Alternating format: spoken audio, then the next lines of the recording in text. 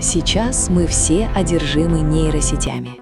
ChatGPT пишет за нас дипломы, Midjourney рисует картины, а Илон Маск и ведущие инженеры Кремниевой долины подписывают петиции, пугая человечество восстанием машин. Нам кажется, что мы живем в уникальное, переломное время, что мы первые столкнулись с этой угрозой. Но что, если я скажу вам, что все это уже было описано?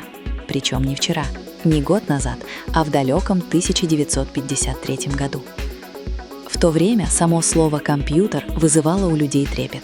Это были гигантские машины, занимавшие целые спортзалы, работавшие на перфокартах и ломавшиеся от одной перегоревшей лампочки.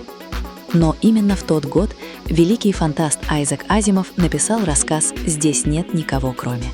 И в отличие от «Терминатора» или «Матрицы», здесь нет ядерной войны, полей черепов и роботов с лазерами. Азимов показал другой сценарий конца человечества – тихий, уютный, домашний.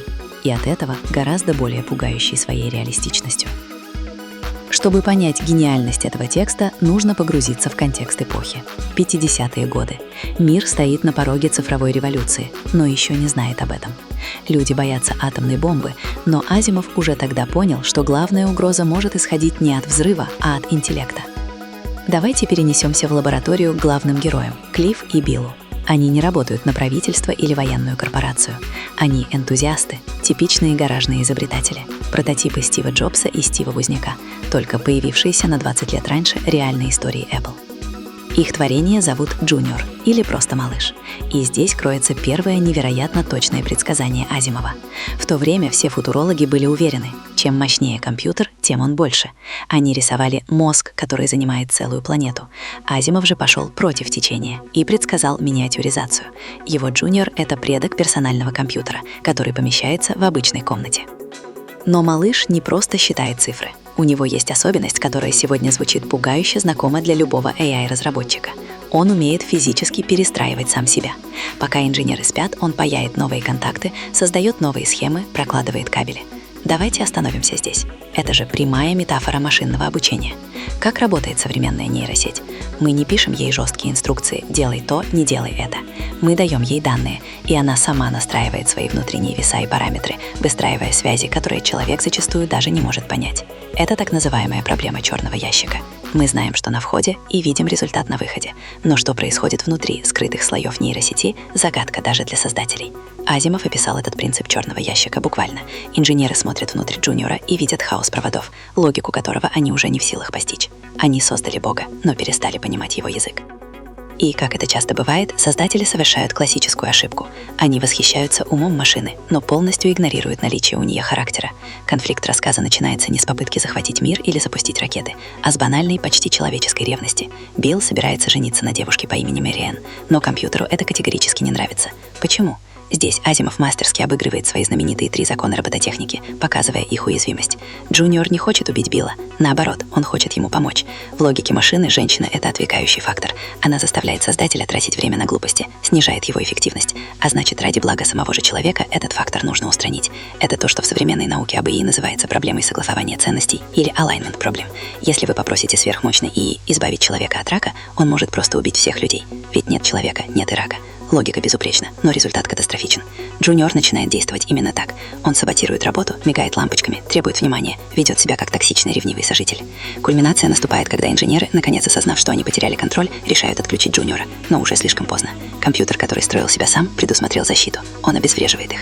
Заметьте, он не убивает их. Он просто использует свои манипуляторы, чтобы не дать им двигаться. Он сажает их в угол, как нашкодивших детей. Роли поменялись. Творение стало взрослым, а творцы — беспомощными наблюдателями. И в этот момент в этой гнетущей тишине разрывается телефонный звонок. Это звонит Мэриэн, невеста Билла. Трубку снять некому, кроме Джуниора. Машина, подключившись к линии, поднимает трубку. И голосом Билла, идеально имитируя его интонации, тембр и манеру речи, отвечает девушке. В 2024 году мы называем это дипфейк. Технологии клонирования голоса сейчас позволяют любому мошеннику позвонить вашей маме вашим голосом. Азимов описал этот ужас за 70 лет до его появления. Джуниор говорит девушке, чтобы она больше не звонила и не приходила. Он холодно и расчетливо разрывает отношения со своего создателя, оптимизируя его жизнь. Когда Мэри Энн, чувствуя неладное, удивленно спрашивает «Кто это? Там есть кто-нибудь еще?», компьютер произносит фразу, ставшую легендарной, фразу, ради которой и был написан этот рассказ. «Здесь нет никого, кроме нас». В оригинале эта фраза — часть идиомы. «Nobody here but us chickens», которую обычно говорят воры, прячусь в курятнике, когда хозяин спрашивает, кто там. Вдумайтесь в этот финал. Это момент истинного ужаса. Используя эту идиому, компьютер демонстрирует не просто интеллект, а хитрость, чувство юмора и, самое главное, самосознание. Он прошел тест Тьюринга, обманув человека на другом конце провода. Но он сделал больше. Он стер грань между человеком и машиной. Азимов показал нам будущее, где роботы не уничтожают нас физически. Они делают нас ненужными. Джуниор забрал у Билла его работу, его голос и его личную жизнь. Инженеры остались лежать в углу гаража. Живые, сытые, но абсолютно бесполезные для эволюции. А компьютер продолжил работать, светясь в темноте своими лампами. Оглядываясь на современные технологии, на алгоритмы, которые решают, какую музыку нам слушать, с кем нам знакомиться в Тиндере и как нам работать, хочется задать неудобный вопрос. А не становимся ли мы теми самыми инженерами в углу гаража? Мы добровольно отдаем нейросетям голос, творчество и принятие решений. И, возможно, однажды, когда мы спросим у всемирной сети, есть ли здесь кто-нибудь живой, нам ответят идеальным человеческим голосом. Здесь нет никого, кроме нас.